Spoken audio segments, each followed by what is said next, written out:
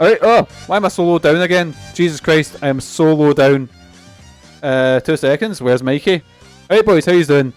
So we're just going to do a quick wee ranking of all X-Men media. Well, not the games, I meant to say like all the X-Men shit, which is like the movies and the TV shows that I have actually seen all of these. I was looking through them all and I was like, yep, seen that, I was looking through it. Yeah, I kind of like the X-Men boys if you haven't noticed. So, we will try and go in chronological order. So, first up, we have the original X-Men movie. What's that say? It was Trust a Few, Fear the Rest. So, this one hasn't particularly... This one I'm going to put in the mid sort of range. It's good. I like this. I really like this movie. B, yeah. I feel it's kind of given, it's kind of what Marvel movies are nowadays, you know, it kind of set the playing field, if you get what I mean. It's very important, but it does have stuff that it could have done better. It's a good introduction to the X-Men stuff. I thought this was a full soundtrack instead of just playing one song over and over again. But anyway, so following that up, we have where's X-Men Legends? Where's X-Men? I'm saying X-Men Legends because I've got X-Men Legends in the brain. X-Men 2, going straight in S tier. One of the best superhero sequels ever made. So fucking good. I love X-Men 2. What a fucking movie, boys. X-Men 2 is class. It has the best Wolverine scene until Logan. It's a great one of God Loves Man Kills. A great adaptation, I should say. Nightcrawler's done fantastically in it. I feel the problem is with some of the X-Men movies is they don't give a lot of the X-Men something to do. But in this one, they have a massive roster of X-Men, and they all have something to actually contribute. And in the original X-Men movie, I feel it's basically Wolverine. Like, Cyclops is there and has about one fight in the movie, you know? Storm's there in the background, but it is mostly a Wolverine thing. But X-Men 2 is more of an ensemble piece. It's really good. Then we have X-Men The Last Stand. A massive disappointment, but a few things saved this from the bottom of the barrel. Mainly, Kelsey Grammer's Beast. As much as I will slag Kelsey Grammer for his new Frasier, and I will slag but you got the rest of the movie, he's actually really good as Beast in the movie. Perfect casting. Every time they do Dark Phoenix is massive. It's a massive disappointment. But yeah, I like this. I liked Elliot Page in it. I liked. I always find it funny, right? There's one bit that always cracks me up. It's when they're watching the news and it says about the mutant cure, and Rogue, who cannot touch anyone without giving them like a stroke. Basically, she can't feel any human contact. She runs in and goes, "Oh, did you hear that? There's a cure."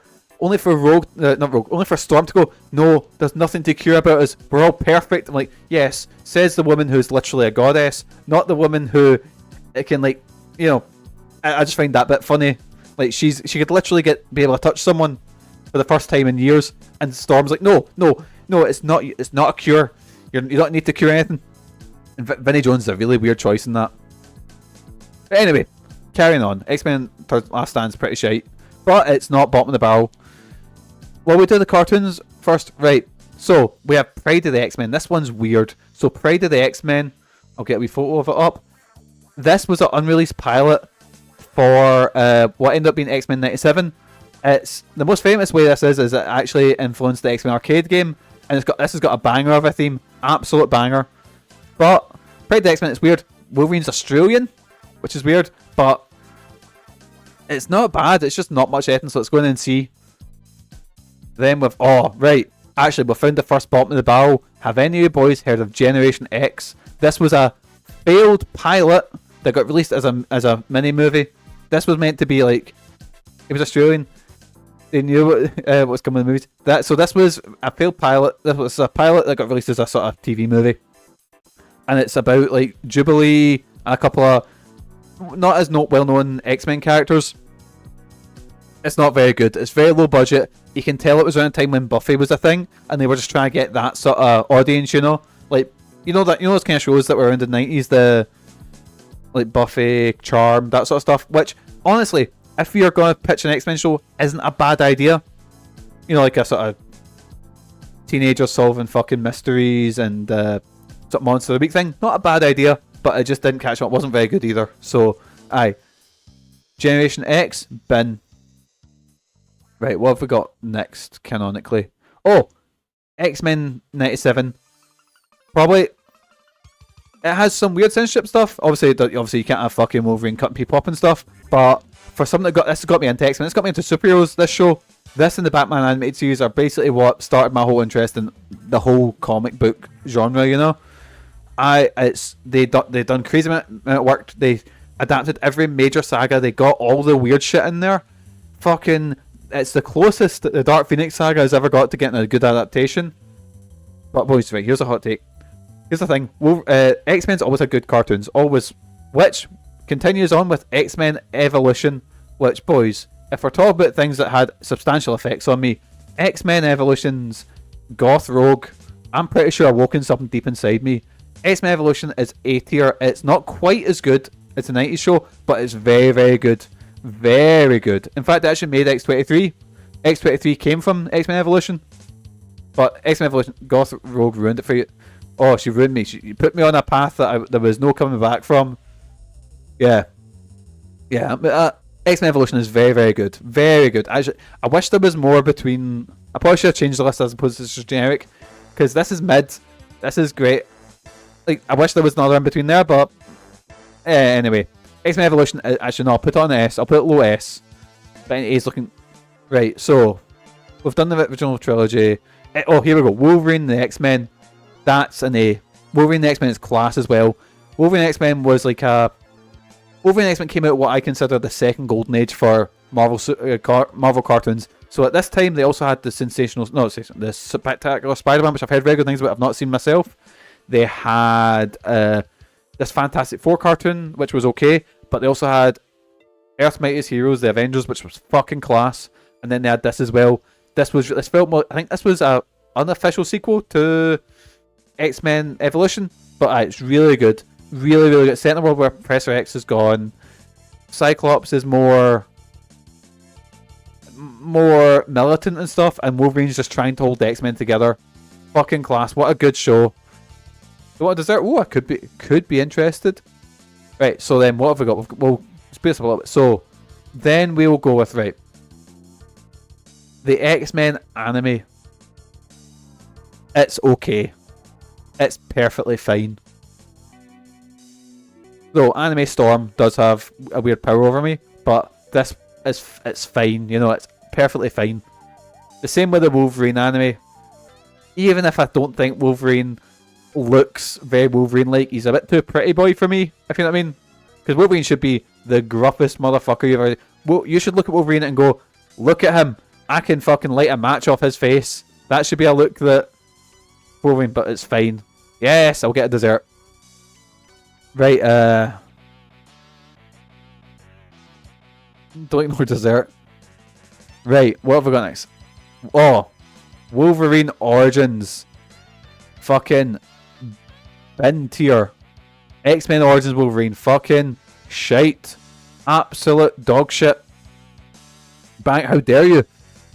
This movie released unfinished. But yeah, the only good thing in this, the start of this movie is class, where you see Wolverine and Sabretooth fighting through all these different wars. The only good thing about that. And then it's Blob is, Gambit is a fucking state.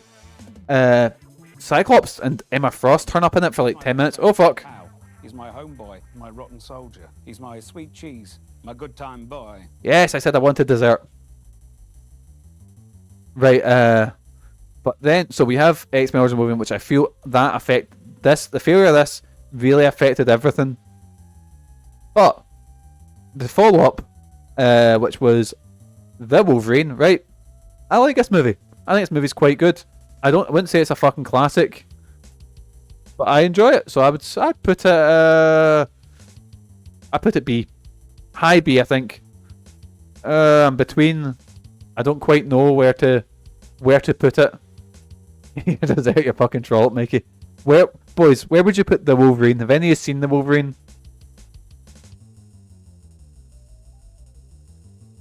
I'm probably at A or a high B. I'm not quite sure. C. Oh, you didn't like it that much, did you? As a post for The Wolverine where he's surrounded by ninjas, maybe the worst movie poster I've ever seen. Thankfully, I didn't use that one. Right, we'll move on. So I kind of like Wolverine because I'm a sucker for the whole Wolverine in Japan sort of story arc, because I feel like that's a Wolverine's a kind of weird character where it's like, oh, he's a raging fucking, he's a wee raging fucking Canadian with claws, but he's also a samurai and also a cowboy. I like bits of it, but the ending is fucking shite. When I say the ending, I mean like I hate how. So Silver Samurai is a bad guy.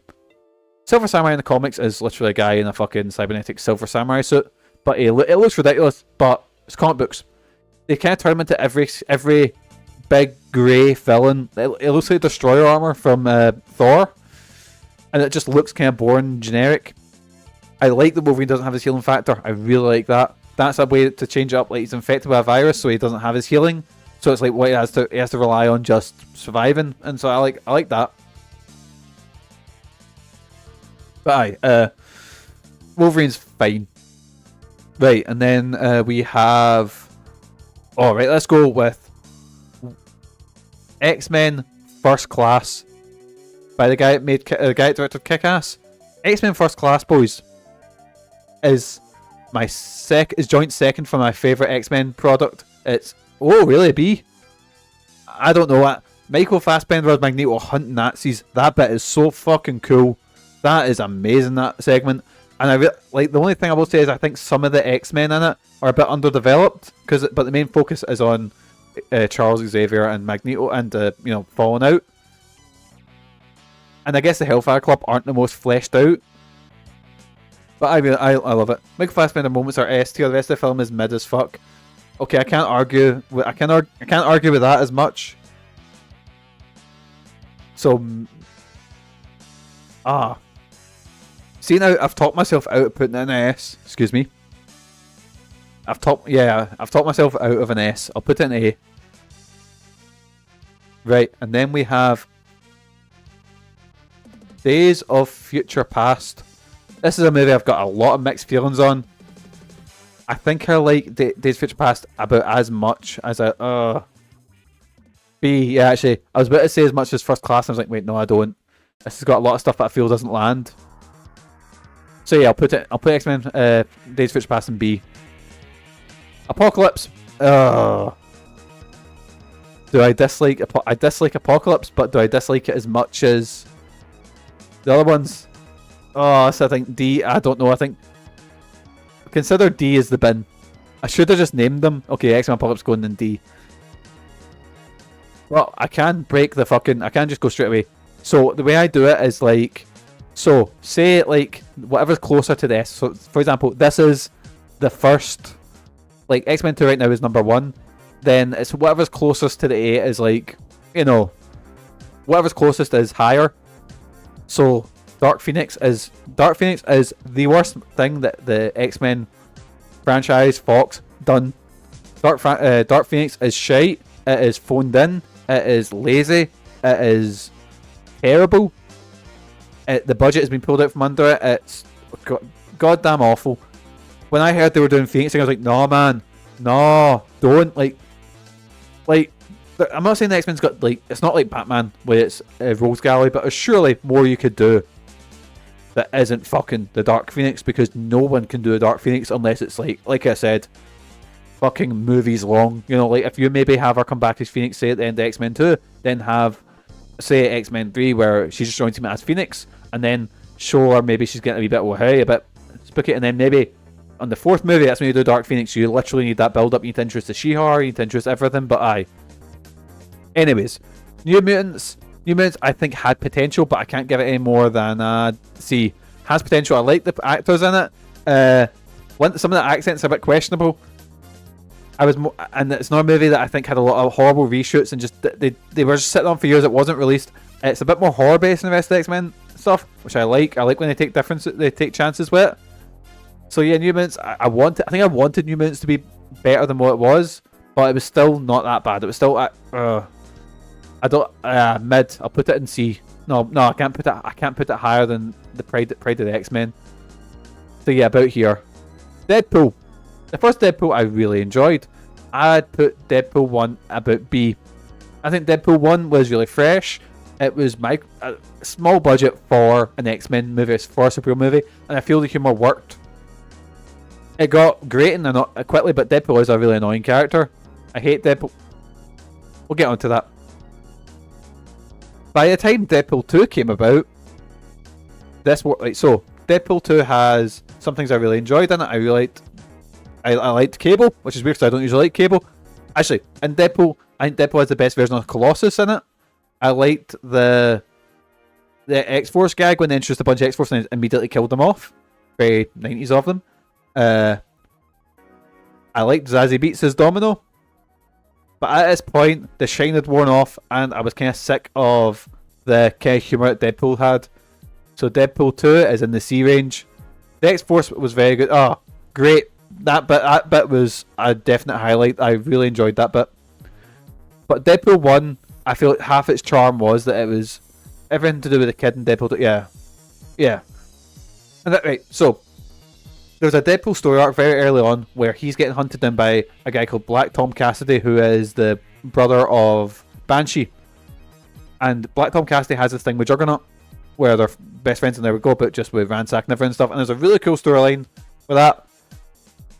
But they made Black Tom just a joke. Like it was literally a one-off joke for Deadpool. And then I was like, oh wait, they killed him off, and then just done the Black Tom storyline as well. And yeah, it just got kind of annoying and a bit fucking right. And we had The Gifted. The Gifted is alright. Gifted's I've not even finished it. I watched about half of season 1 and I was like, this is okay. I'll put it in C. It's fine. I can't put it like with New Mutants. It's your usual sort of show. It's about kids that are runaways and it's okay. It's Riverdale meets X-Men, but not as mental or as fun as Riverdale. Right, boys. Remember I said earlier there's one thing I said there's one thing in X-Men that's fucking amazing that nobody really watched, and that was Legion. Legion is one of my favourite TV shows that I've seen in the last while. Legion is fucking class. Legion is so fucking good. And no, it's not just because Aubrey Plaza's the main bad guy in it. Why would you think that? But Legion's just very good as well. It plays up the more because Legion as a character is David, the son of Professor X, who is immensely powerful, but he's so powerful he develops what's the proper term for schizophrenia now? It develops like basically his mind is so powerful that it breaks into multiple personalities, and you don't quite know. Very unreliable narrator. Really fucking good show. Fucking love Legion. But there's one thing that goes over that in the X-Men series for me. Logan. I've made no secret that Logan is not only my favourite X-Men movie, it's also my favourite comic book movie, and is genuinely in my top 20 movies ever. I fucking adore Logan. Just this old, broken down fucking mess who's just clinging on to like he's trying to help Professor X, who's got dementia and is on like the verge of death, and he's desperately trying to save him, and he's got the Reavers hunting him down, and then X-23 gets involved, and then he sort of Wolverine comes back. It's so fucking good. It's amazing. Watch Logan. It's so fucking good. It's the best thing that came out of the Fox X-Men series. I'm interested to see where it's going, but aye, overall, that's my wee. So we'll have a wee recap. So in D, we have in condescending order going down. We have X-Men Apocalypse. It's massively disappointing. We have Generation X, which was I'll put Generation X above X-Men Apocalypse because I dislike X-Men Apocalypse much more than I just don't have. It was just a bit shite. While X-Men Apocalypse was just massively disappointing. Speaking of massively disappointing, Wolverine Origins, unfinished state of a movie, which is tonally confused and has some of the worst adaptations of characters I've ever seen, and is just not very good on top of that. Dark Phoenix, fucking shite. X-Men Last Stand, a shite adaptation of Dark Phoenix saga, which is saved by very few things, including Kelsey Grammer's Beast. Gifted, an alright wee show. New Mutants, a movie that the Fox clearly didn't want to succeed and didn't want to release, but I thought was a fun attempt at doing one of my favourite teams, the New Mutants. Fucking great story. It was a Demon Bear story arc they tried to do. I really enjoyed that. I liked the more horror take on the X-Men. Right, X-Men Pride of the X-Men. Yeah, I really enjoyed that. It's fine. The animation's a bit rough, but it's because it was done the cheap as a pilot. It's more just to introduce the world to the idea of X-Men, because this was, apart from cameos in Spider-Man Amazing Friends, this was the first ever multimedia appearance of the X-Men, and so, no right one for that, you know. Deadpool 2 has some funny bits, but massively overstays its welcome that Deadpool had, and becomes more annoying than anything. The Wolverine anime, fine. The X-Men anime, is fine. The original X-Men movie, good, if massively dated, but I can't really, you know, it was a fucking trendsetter in fucking comic movies. That's, you know, all I can say for it. It's good. Deadpool, again, tiny budget, really good, really fresh feeling, and I really enjoyed what it did with such a limited budget, basically, you know. Was very fresh feeling, very unique, felt very different to what was coming out at the time. Unfortunately, it was like a cheese grater after a while, and that's when mostly Deadpool 2, but I enjoyed Deadpool 1. The Wolverine, really fun wee movie, really enjoyed Wolverine romping about in Japan. I feel it was a real return to form after the state that was X-Men Origins.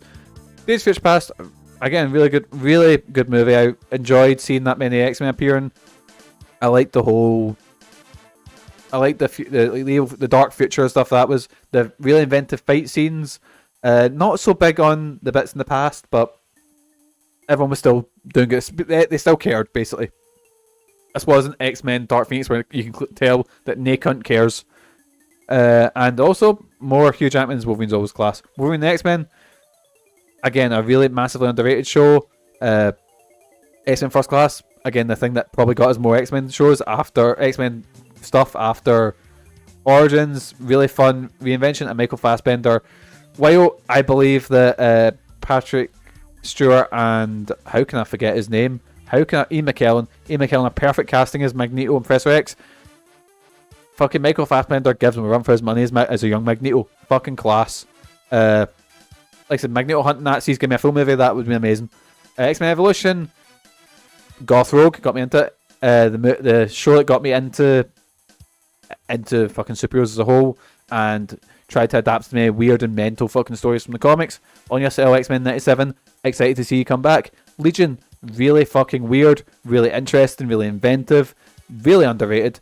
X-Men 2, for ages, was the best comic movie. Adaptation of one of my favourite storylines, God Love Man Kills. And yeah, it was a massive ensemble piece and a massive upgrade from X-Men 1. And Logan, the best comic movie I've ever seen. So that'll be it for the tier list.